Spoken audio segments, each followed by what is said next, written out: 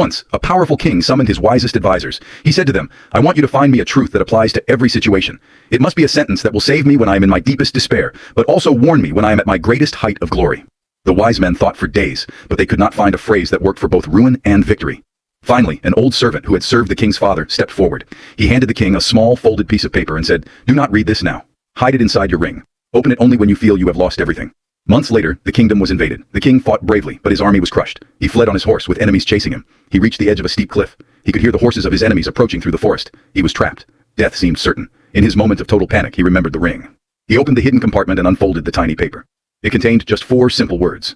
"This too shall pass." A sudden calm came over him. He realized that this terror was only a moment. The noise of the enemies faded.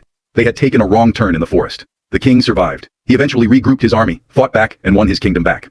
There was a massive celebration. The king stood on his balcony, the people cheering, flowers raining down. He felt invincible, proud, and eternal. The old servant stood beside him and whispered, "Read the message again, your majesty." The king laughed. "I am the victor, I have won. Why should I read it now?" The servant replied, "It is not just for the bad times, it is for the good times as well."